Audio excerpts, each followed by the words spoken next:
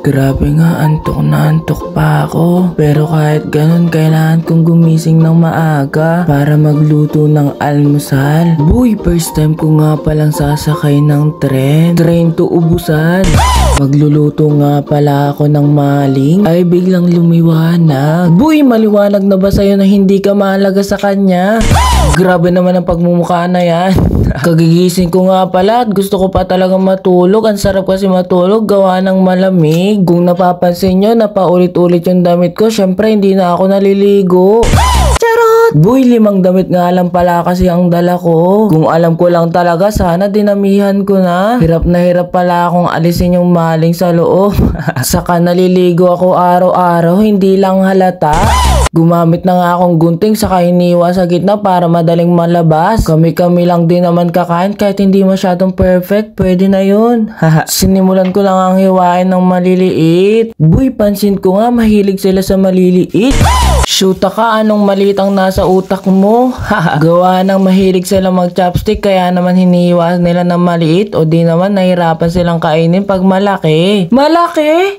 Naglagay na nga pala ako ng itlog na 2, kulay brown. Kulay brown? Nilagyan ng asin sa kabinate. Boy, dahil mortal na napakatamad ko, hinalo ko na lang yung itlog sa maling. O diba, tipid sa gas? Ganon din naman, pareho lang yung lasa ng maling at saka ng itlog. Nakatipid ka pa sa oras ng pagluluto. Kaya yung mga mami dyan, o diba, may bago kayong natutunan sa akin. Ang OA. Grabe ba naman, habang na-edit ko to, nagugutom na naman ako. Sal, bawal ka kumain ng kumain. Eh, anong gagawin ko? Natatakam na naman ako. Bobo ka ba kapag tumaba ka, hindi ka na pwede maging botong? At sa wakas, naluto na rin. Tara, atin nang tikman. Samahan na din natin ang lumot. Self, hindi ka pa talaga nakakapag-intro. Sorry na, ito na nga eh. Mama's boy. Saka ano ba yung ginagawa mo? Train yung vlog mo pero kumakain ka dyan. Ano yan, food vlog?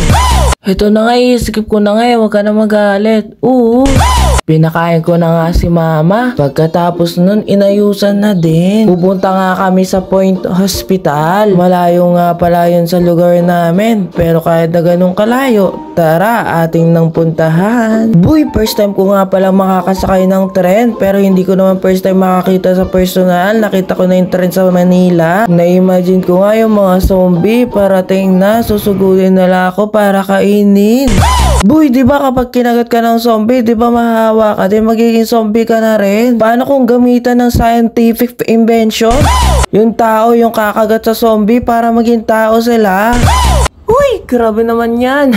Naghintay nga pala kami saglit yan. At sa wakas, dumating na yung sasakyan namin na tren. Ang laki, grabe. Hindi ko alam kung ilan layer yan. Doon nga pala kami naghintay sa pinto kung saan may nakalagay na PWD.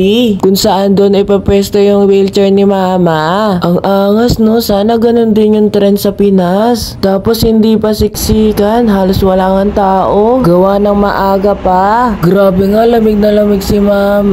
Kung malamig na nga pala sa labas, siguro mga tinriple o kaya pinor times yung lamig sa loob. Yung mga oras na yan, dumadaan nga pala kami sa tunnel. Kung titignan nyo yung bintana, kulay itim lang. Ang tunog niya nga pala sa loob, parang umuulan. Dito naman, na-imagine ko yung train to Busan, yung tumatawid na sa tren. Grabe nga, nakakaiyak yun eh, no? Matapos ang 2.5 oras, sa wakas, bumaba na din kami. Buy, akala ko nga makakapunta na agad kami ng hospital, pero hindi pa pala, sasakay pa ng isa pang tren. Grabe nga yung tagtag ni mama. Imaginein mo, 5 oras kami nakasakay sa tren. Papunta pa lang yun, paano na yung pabalik? Masasabi ko na napuntahan na nga namin ang buong Korea. Ang OA.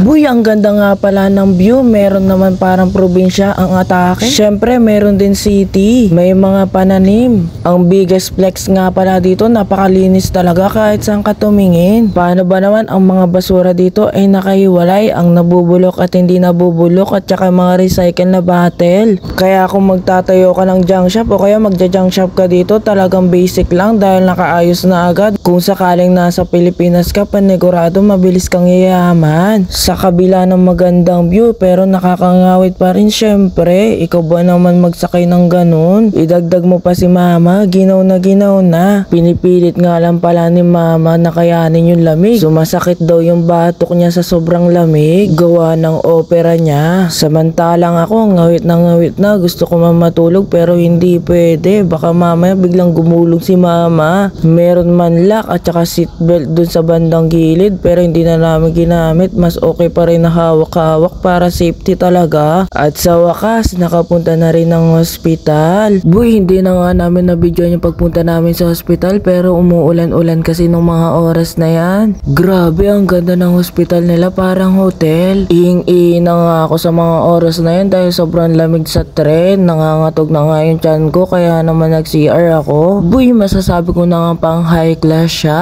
Yung specialist nga pala nila dito ay ang buto, ang spinal cord. Lingid nga pala sa kaalaman ng lahat na operahan si mama sa spinal cord. Matapos nga yung 30 minutes, umuwi na din kami agad. Boy, meron nga pala kami na daanan na nag-shoot. Dumaan nga pala kami sa gitna niya, bigla silang napahinto mag-shoot.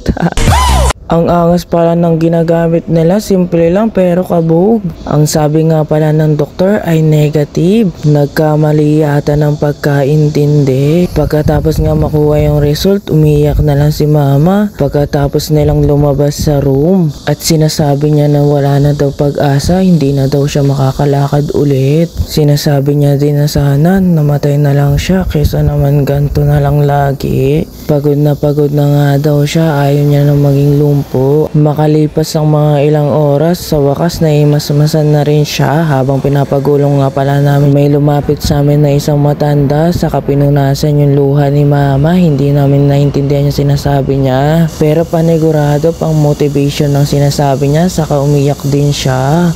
Pero boy, okay na nga pala si mama ngayon at saka masaya na siya ulit. Oo, tama. Minsan nawawalan ng pag-asa.